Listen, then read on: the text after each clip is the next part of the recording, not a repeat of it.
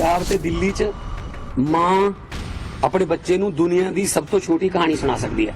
एक थी कांग्रेस।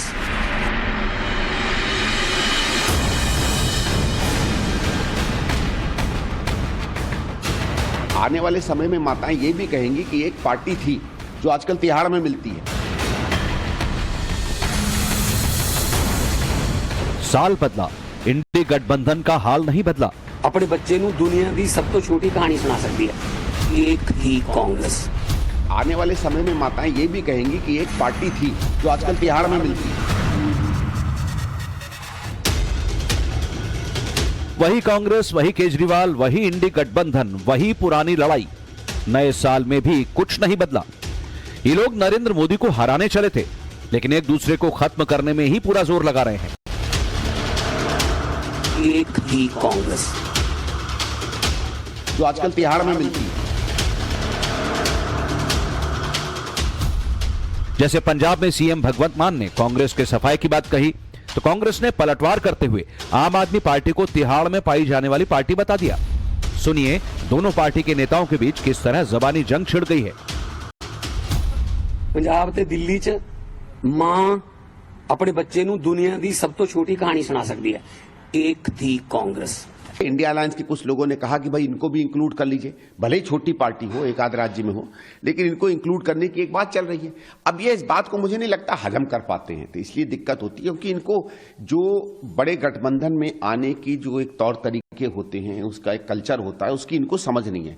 किसी के साथ भी काम करने की समझ नहीं है, चाहे दिल्ली के एलजी हो, चाहे भारत की सरकार हो, चाहे विपक्ष के लोग हों, चाहे गठबंधन हो, इनको किसी के साथ काम करने की आदत इसलिए नहीं है क्योंकि इनकी सारी पॉलिटिक्स पूरी दुनिया पर उंगली उठाने की है।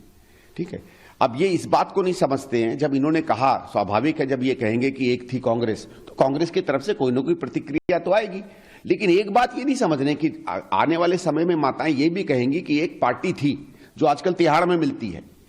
ये बता दे कौन सी ऐसी पार्टी है जिसका 40% नेतृत्व जेल में हो और बाकी जाने को तैयार बैठा हो। जब एक दूसरे को इस तरह कोस रहे हैं, एक दूसरे को खत्म करने की बात कर रहे हैं, तो वो कौन लोग हैं जो इंडी गठबंधन से उम्मीदें बांध कर रखते हैं कि इनका गठबंधन हो जाएगा और ये नरेंद्र मोदी से लड़ पाएंगे। इन्हें आपस में ही लड़ने से फुर्सत नहीं है। गठबंधन और सीट शेयरिंग तो दूर की बात है। ममता बनर्जी पहले ही कह चुकी हैं कि बंगाल में तो टीएमसी अकेले लोकसभा चुनाव लड़ेगी। इसी तरह महाराष्ट्र में उद्धव ठाकरे की शिवसेना ने 23 लोकसभा सीटों पर दावा ठोक दिया है। उद्धव की शिवसेना कांग्रेस को महाराष्ट्र में 0 बता रही है। यूपी में अखिलेश यादव भी चाहते हैं कि इंडी गठबंधन में सीटों का बंटवारा होगा तो उनके हिसाब से होगा। सीट शेयरिंग पर इंडी गठबंधन में शामिल पार्टियों की यही बयानबाजी कांग्रेस को रास नहीं आ रही। देखिए, मेरा यह कहना है कि सीट शेयरिंग तो वैसे ही बहुत ही कॉम्प्लिकेटेड सब्जेक्ट होता है, बहुत आसानी से सीट शेयरिंग का डिसीजन होने वाला नहीं है। ऐसे में जब इंडिया ब्लॉक के सभी पार्टियों को एक साथ मिलकर लड़ना है और भारतीय जनता पार्टी को पराजित करना अगर ये संकल्प है, तो हम एक दूसरे से लड़ना बंद कर दें। शिवसेना ने जिस तरीके से, मैंने अखबारों के जरिए देखा कि जिस तरीके से डिमांड की है कि 23 सीटें चाहिए, 23 सीटें बहुत ज्यादा होती हैं। आउट ऑफ 48 23 सीटें आपको दे देंगे तो हम क्या लड़ेंगे? इस तरह से मांग पब्लिक में जाके करने के बजाय, अखबारों के जरिए करने के बजाय, आप इंडिया के बैठकों में सारी बातें रख सकते हैं। जब कांग्रेस को लगा कि इंडी गठबंधन में उसे कोई सीट शेयरिंग में तवज्जो नहीं दे रहा, तो कांग्रेस खुद ही लोकसभा चुनाव में अपने लिए सीटों का फॉर्मूला तय कर बैठी। सूत्रों के मुताबिक लोकसभा चुनाव में कांग्रेस 10 राज्यों में अकेले चुनाव लड़ सकती है, जबकि 9 राज्यों में कांग्रेस रीजनल पार्टीज के साथ सीट शेयर करेगी। कांग्रेस 280 से 290 सीटों पर अकेले चुनाव लड़ेगी। पार्टी ने तय किया है कि पिछले चुनाव में पार्टी ने जो सीटें जीती थी और जिनमें दूसरे नंबर पर थी, वहां किसी तरह का तालमेल नहीं होगा, जबकि 100 सीटों पर कांग्रेस इंडी गठबंधन के साथ तालमेल करेगी। कांग्रेस 14 जनवरी से शुरू होने वाली राहुल गांधी की भारत न्याय यात्रा से पहले सीट शेयरिंग का काम पूरा करना चाहती है, लेकिन ये काम इतना आसान नहीं, क्योंकि आमने सामने की 4 बैठकों के बावजूद इंडी गठबंधन की गाड़ी अब भी वहीं खड़ी है जहां से इसे आगे बढ़ना था। हालांकि अब कहा जा रहा है कि जिन बातों पर आमने सामने की बैठकों में सहमति नहीं बन पाई, उस पर वर्चुअल बैठक में मुहर लग सकती है।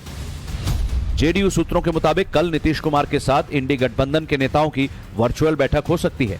इस बैठक में कांग्रेस नेता नीतीश कुमार को इंडी गठबंधन का संयोजक बनाने का प्रस्ताव पेश कर सकते हैं।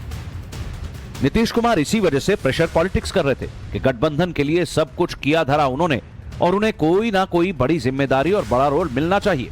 अगर नीतीश कुमार के बारे में कोई बड़ा फैसला इंडी गठबंधन करता है तो फिर नीतीश कुमार की प्रेशर पॉलिटिक्स काम आती दिखेगी। लेकिन इस पर जब तक फैसला नहीं होता तब तक कुछ भी कहना मुश्किल है, क्योंकि इंडी गठबंधन ऐसा है कि यहाँ कोई भी नेता किसी भी दूसरे नेता को किनारे लगाने के लिए कुछ भी कर सकता है। Bureau report, times now Bharat.